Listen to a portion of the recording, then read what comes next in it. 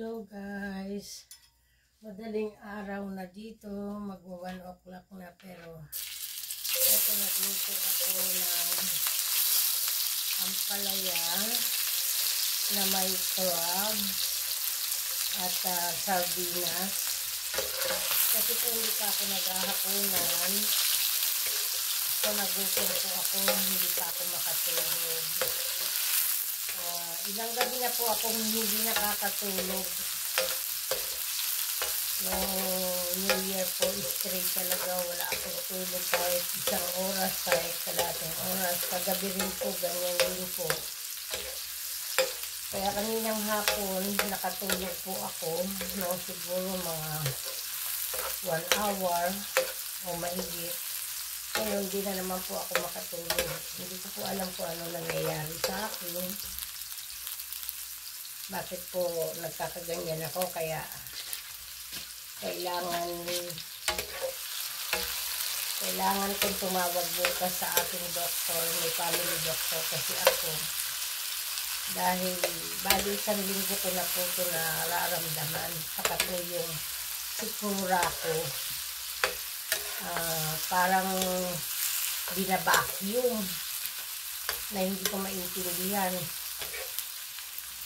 Kaya po bumili ang asawa ko ng medicine.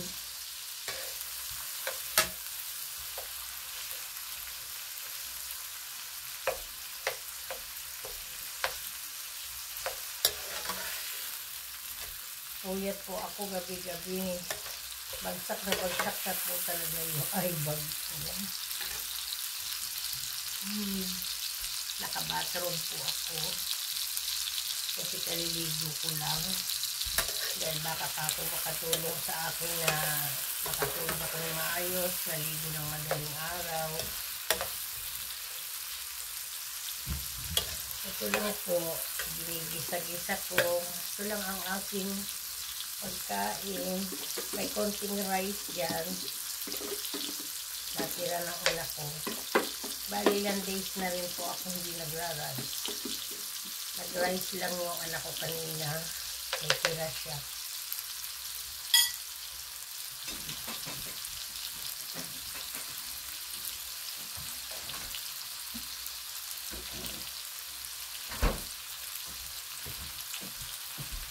Gutom na ako guys. Kaya bagsak na po talaga yung mata ko. Awang-awa na sa akin yung asawa at anak ko.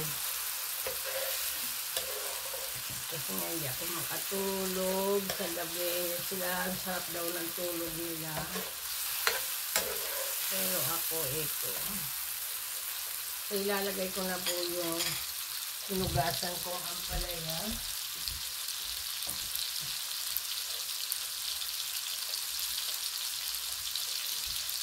Hindi po sardinas kagad ang nilagay ko kasi yung sardinas po madali po madurog.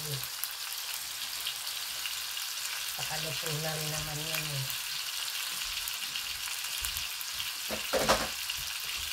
Kumusta kayo lahat guys? Nakalimutan ko pala mag-good morning, good afternoon, good evening sa inyo lahat. Kumusta po ang New Year ninyo?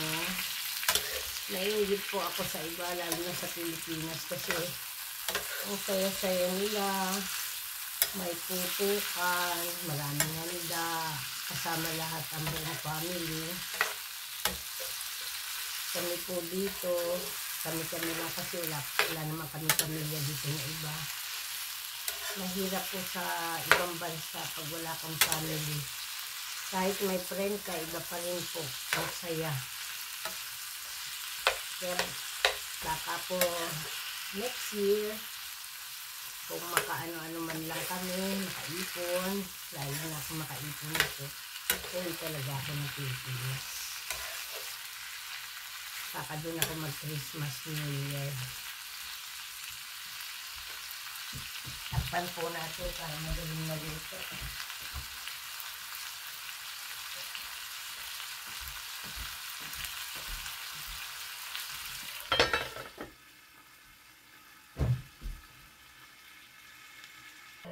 So guys, open ko na. Ay, nagtutubig po siya. Kaya po hindi ako talaga naglalagay ng tubig sa mga gulay kasi mga gulay po, nagtutubig yan mag-isa. Sorry po. Nagtutubig po siyang mag-isa. Oh. Kaya hindi po ako nagsasabaw. So, ilalagay ko na po yung natirang crabs. Kakapiranggot lang naman. Ayan.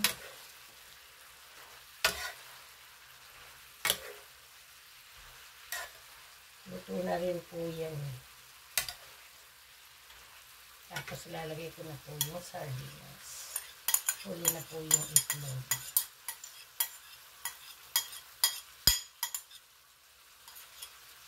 Dito ko na rin sa tasa iaano yung itlog.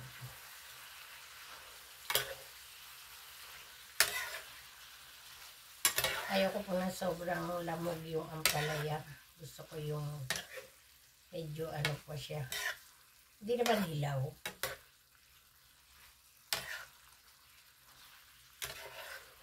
Ayoko lang na sobrang lambot.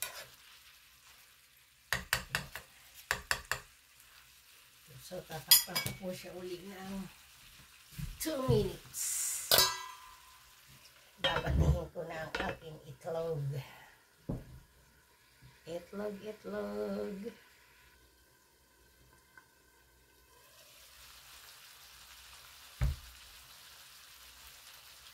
Lagay na po natin ang 2 itlog. Lagyan natin.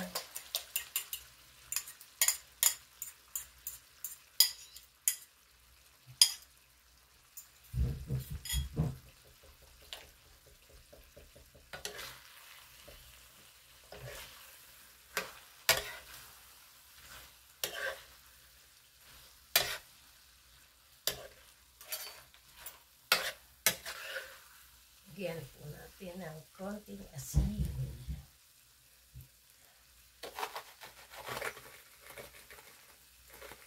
Ayoko po ng sobrang alat.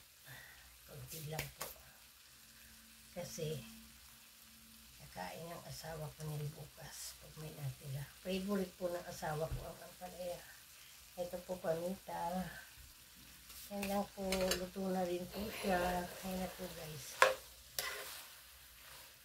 Tignan nyo pag nilagyan ng itlog, nawala yung sabaw. Nawala yung ano niya, tubig niya.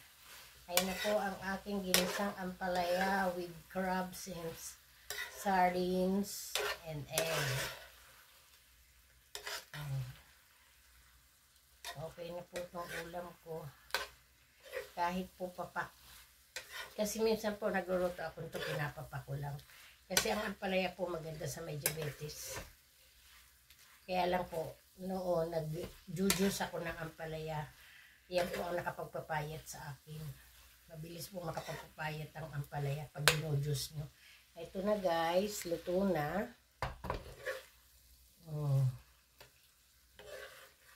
Kakain lang po ako ng ampalaya. Ayoko na po yata mag-rice. Tama na to.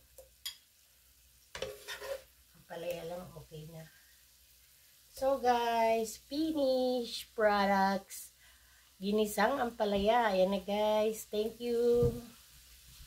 Thank you. Like and comment. Okay guys, patayin na natin. Ayan, dito lang po ako lagi sa table nagluluto. Kasi po may TV dito. Nanonood, habang nanonood, nagluluto. Ayan na guys. Tikman na po natin. Ito, may crabs. Ayan. With ampalaya. Hindi ko po inaalis yung pait niya. Hinugasan ko lang po siya pero hindi ko inaalis yung pait niya. Yan po ang gusto ko. Okay guys, thank you po. Sana manood kayo nito. Like and comment. Okay po, thank you. Happy New Year po ulit.